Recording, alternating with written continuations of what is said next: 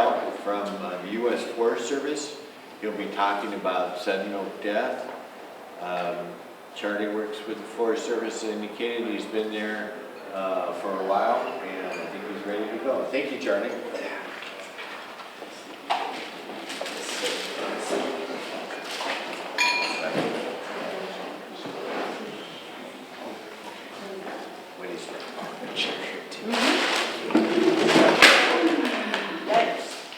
That's government issue, right?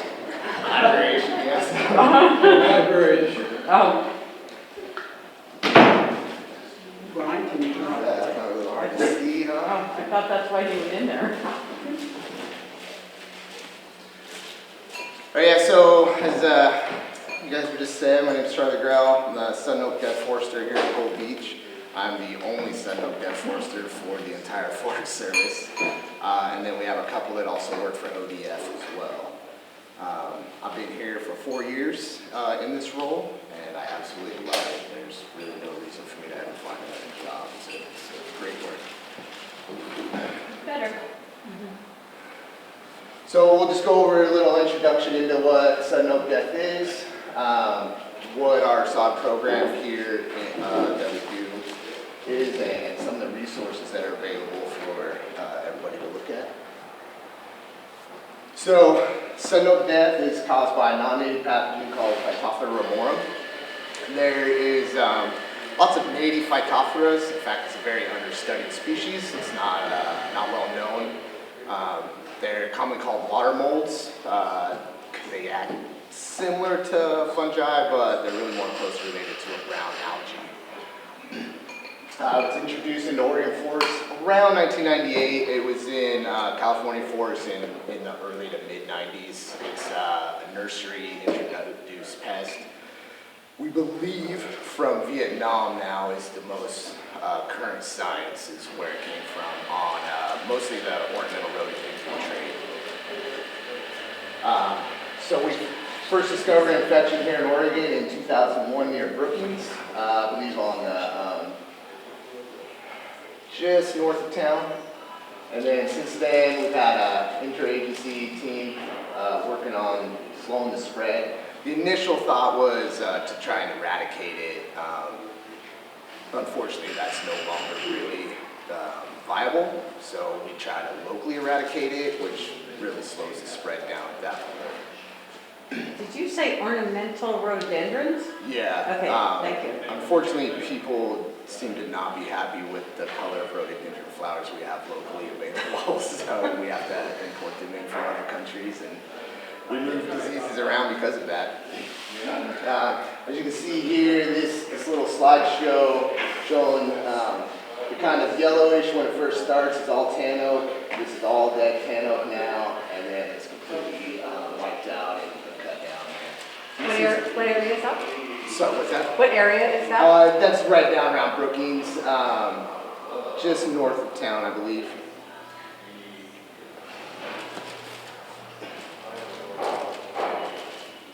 So through ODA authority, they created a quarantine zone, and we've expanded that throughout the years.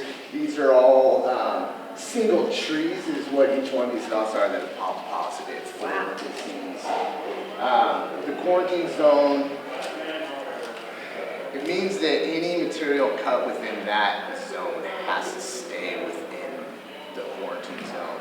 What that effectively does is for logging, trees that are logged within a certain distance of known infection sites cannot leave the quarantine zone, which means they're only allowed to go to South Coast Lumber's Mill in Brookings currently. We then created what's called the GIA, the generally infested area, and this pops up as this red and black outline here.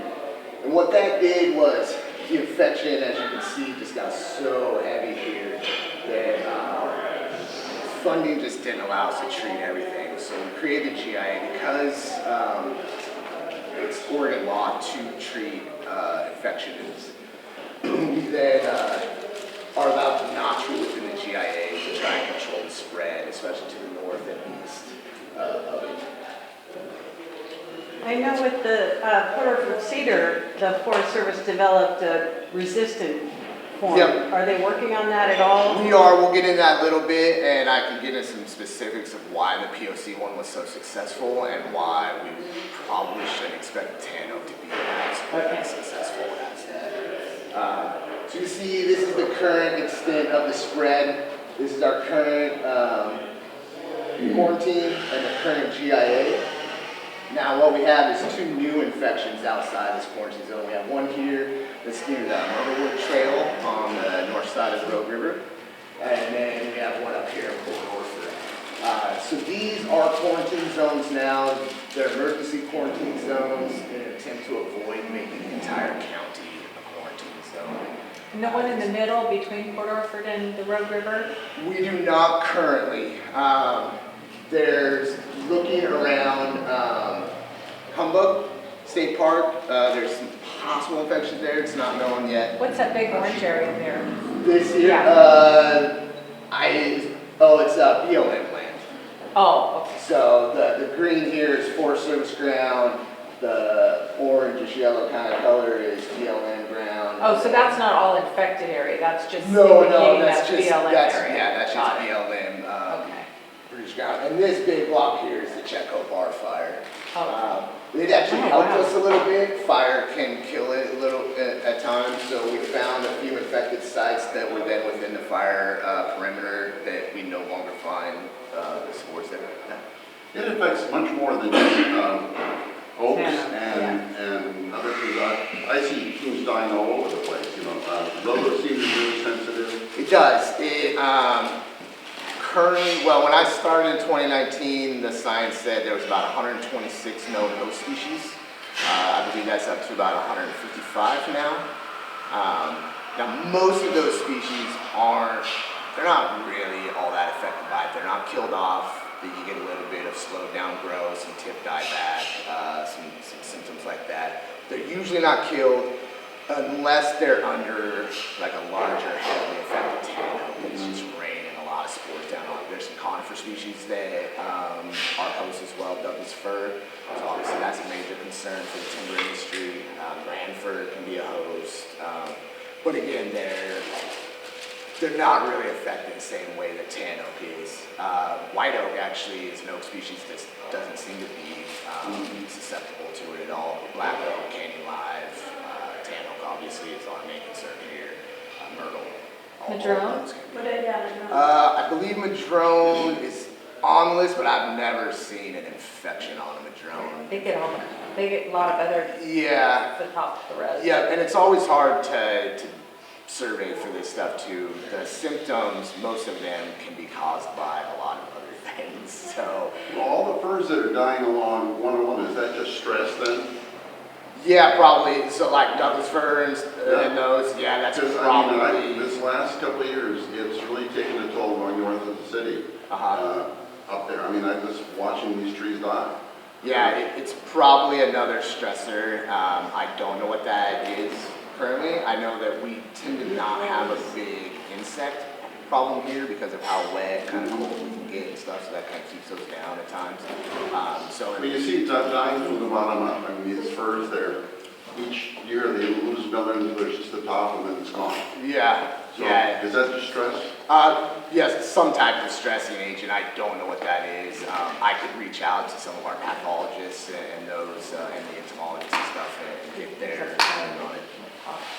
That bug, that beetle that gets in the top of the trees and kills the top first. Yeah, there's some That's fir really common. engravers and some other ones that,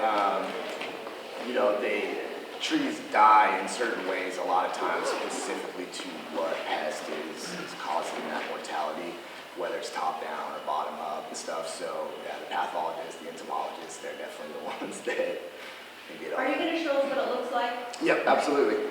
We're asking all these questions. Oh, no problem. It's great. This is better than me just kind of stumbling through. My office is normally the woods, so. So as we discussed the new detections, we're here. You see, this one we know is natural spread. Now, we know that from the lineage of the species. We have 3 separate lineages now. We have what's called NA1. That's just North America 1. It was isolated in North America first.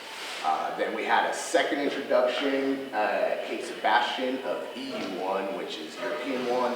It was first isolated in Europe. They call it sudden large death over there because it kills large trees for them. And then we currently have an NA2, North American 2.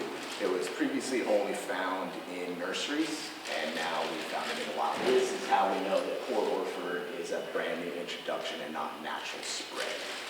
When you talk about natural spread, is it spread by animals? I know deer eat acorns. No, it's actually spread by rain and wind.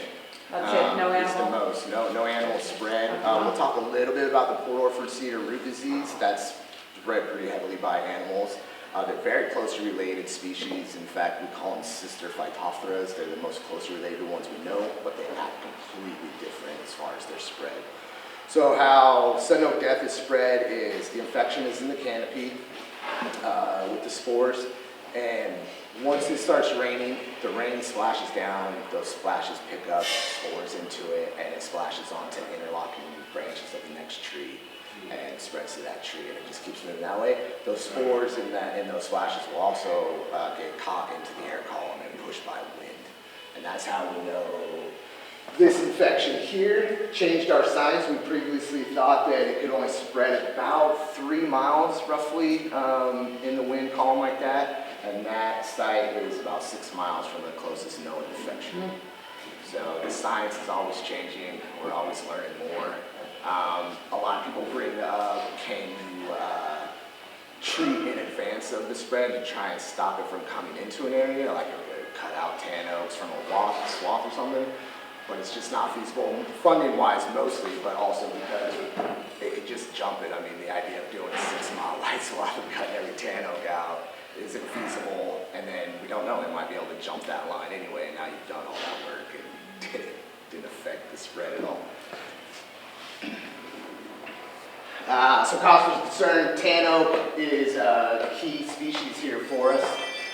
It's our key host species here in Oregon, and the driver of the spread. It's also a keystone species for the wildlife here. It's the heaviest acorn producer, so basically every animal relies on tan oak. That's why it's so important for us to slowly spread down. It's easily killed. It produces a lot of spores. Each strain produces their own amount of spores. NA1 produces the least amount. We got EU1 infection. We tend to concentrate our treatments on EU1 because it spore lays about, I think it's 100 or 1,000 times more than NA1. And now NA2 seems to spore lay even more than EU1, so it's going to be a concern. And the heavier the spore loading, the more likely a plant is to be infected by it and damaged. And so that's a huge concern. Obviously in the timber industry, Douglas fir doesn't seem to really be affected at all by NA1. EU1 hasn't shown yet to affect it other than like a sapling underneath of a heavily infected tan oak. We don't know what NA2 is going to do now at this point yet, since it's so new. California, they find that myrtlewood is actually a pretty heavy driver of their spread there as well.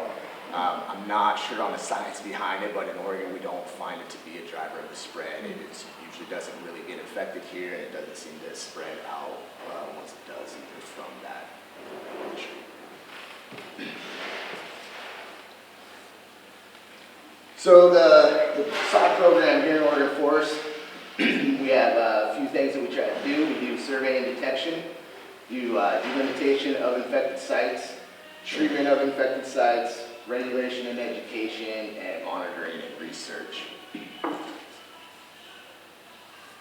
So our survey detection is mostly done with aerial surveys. We do 2 helicopter flights and 1 fixed wing flight every year over the forest looking for dead tan oaks. Excuse me. Those individuals in the plane take a marker point and send those to us, and we hike out and try and find the tree and take a sample of it. It can be quite interesting. My very first helicopter tree ended up being a 7.5-mile hike that day through some pretty dense woods. So it can definitely send us out to some pretty crazy places, but we have to go to those to find it. It just spreads so bad that if we don't, it will be a disaster. So this is what we're looking for. It's pretty hard to see here, but there's some black bleeds on the tree here. It can be kind of a dark red to a black, and it's just that sap running out. Now, this is where we've shaved the bark away a little bit just with a hatchet. This is just the interior bark, and this is the infection. So this is all dead cambium here, and this dark line is the active infection spreading out. So sun oak death is a bit of a misnomer.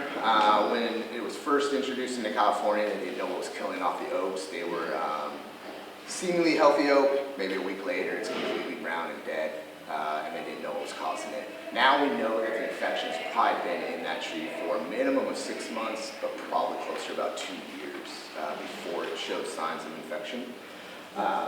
So what happens is the spores hang out up in the canopy.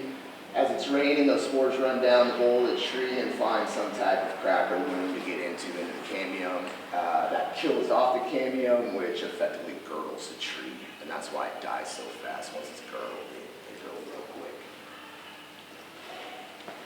The only way to know if it is sun oak death is by sending samples into the lab. There is no field test for us to be able to tell. They've worked on one field test, but it only gets to the Phytophthora level of detection. It can't tell if it's from the worm or not. So this is what we're looking for. This is pretty hard to see, but there's a black canker on the stem here. They're pretty easily found with some dead leaves around it, and you can see this pretty dark black area on the petiole here of the leaf. That's a pretty good sign that that's what we're looking at. The same here. This is rhododendron, the dead here coming down the midrib. We also look at the tips of the leaves. The water collects there as it's dripping off, so a lot of spores collect in that spot. Are you seeing trees that are surviving it? Not tan oak. What's tan oak is big, and that survive. We don't know any that are close enough to infection that haven't survived yet. There is at least one tree in Brookings that an individual landowner is treating with, I believe it's phosphorus, and you can spray that on the tree or you can inject it in the tree. Spraying it, I think you have to do every single year. Injection, I think it's every other year. It's pretty expensive, so it's really only feasible to do on highly valuable trees, maybe in like a park or a campground or something like that. Your own personal property, if you really like a nice big tan oak you got and you want to try and save it, you know there's an infection around you. It's a route that is possible, but it's not a guarantee for sure. Do the benzene-based fungicides work at all then?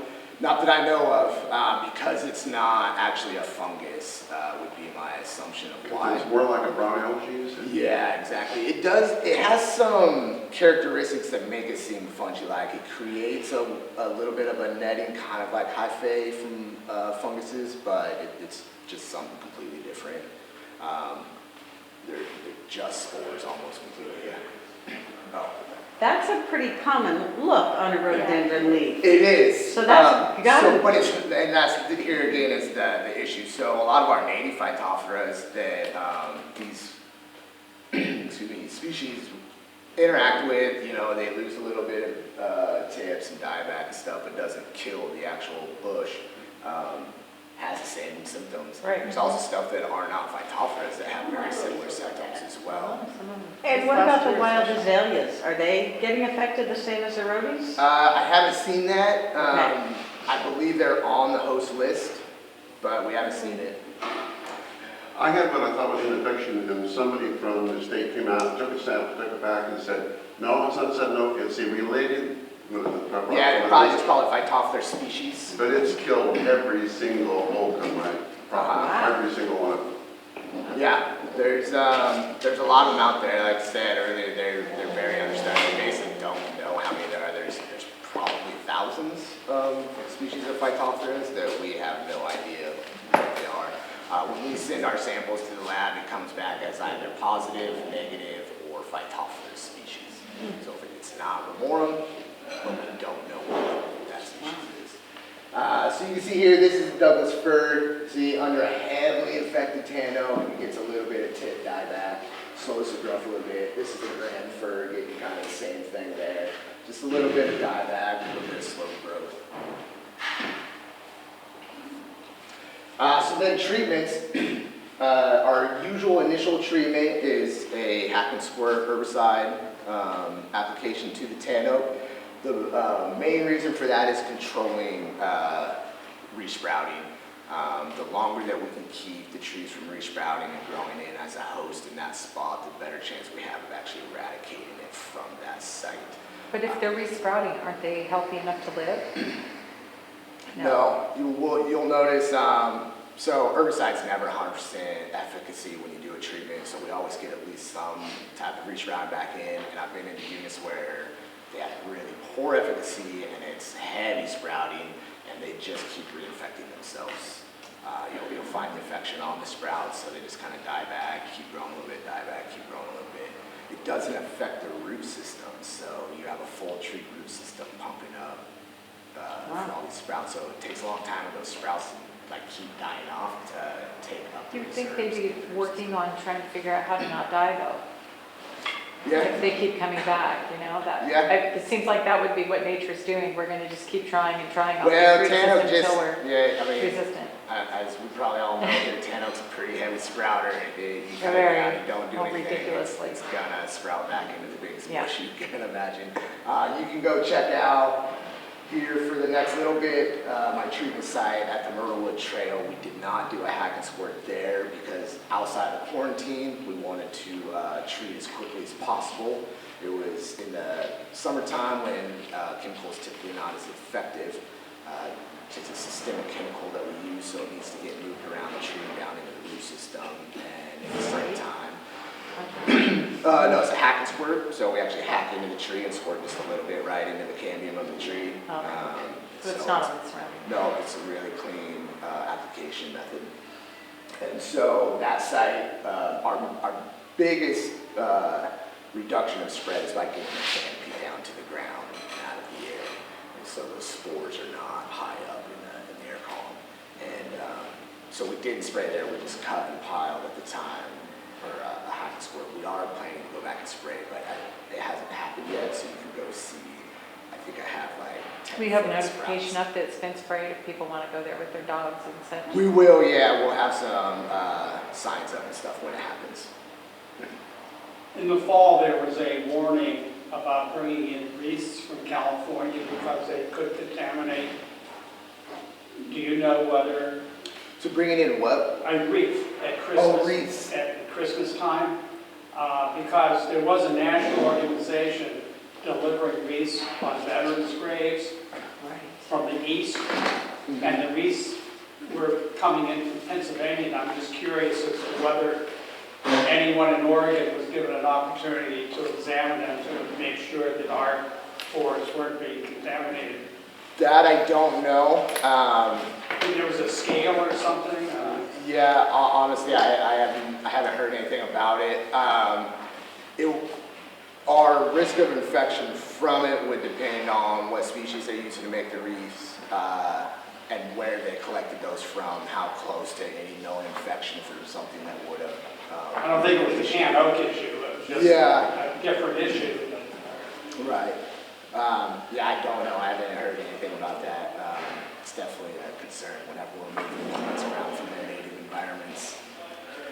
Charlie, just for time, we need to wrap up in a few minutes. Oh, okay. Okay, so our treatments include, we do the hack sort, we cut, we pile that, and then we burn the material. That's more of a fuels issue than anything, although it does help.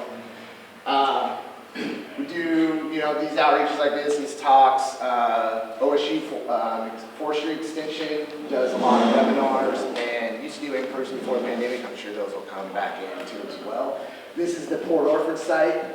We think it was active for about 4 years before we actually found any symptoms and stuff. And it was found by an OSU researcher just right on the highway. As they were driving up, they seen a dead tan oak and decided to stop and take a sample.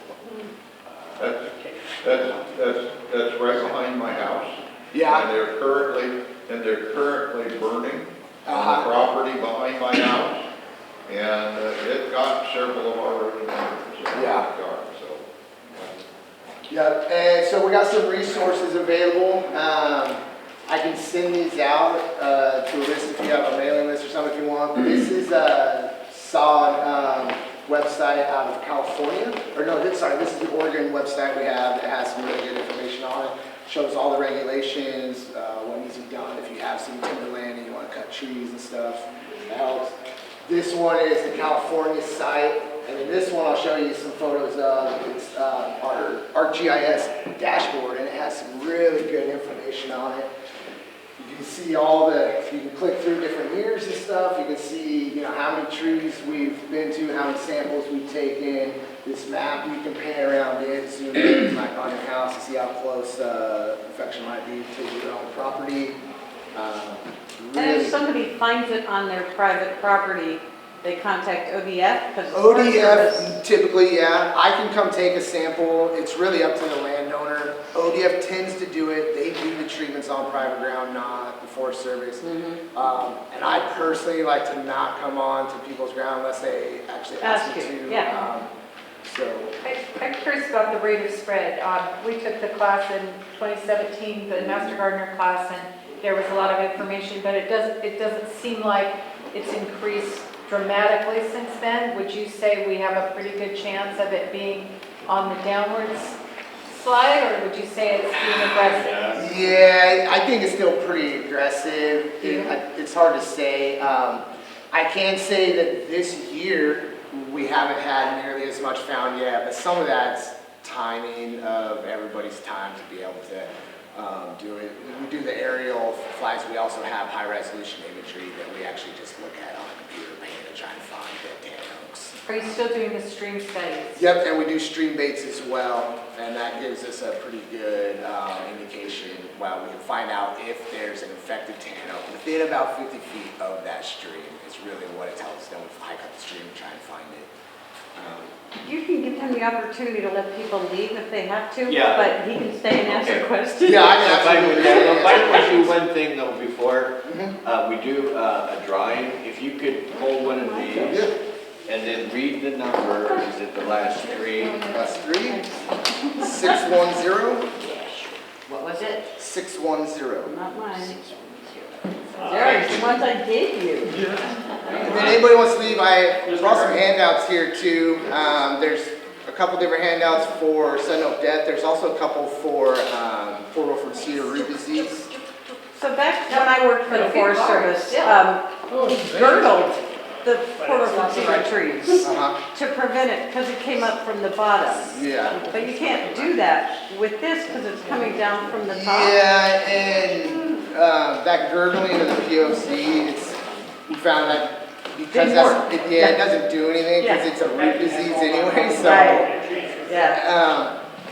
what you do get out of that maybe is a little bit of killing the host off locally, and we found that the spores can last, it's a long time, but it's not forever. It's about 7 to 10 years maybe. The spores can stay viable in the soil Right. without a host there. So that's how we do POC sanitation treatments actually.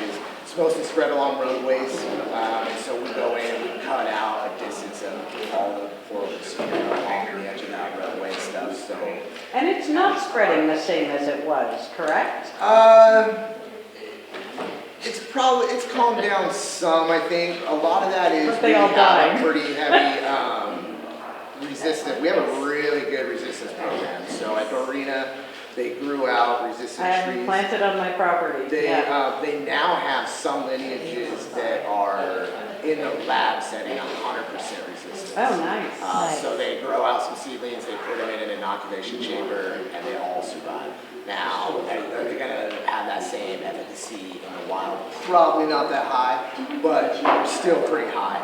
And so we're heavily paying those out. Now, that program was so effective because POC puts a cone on at a very young age. Has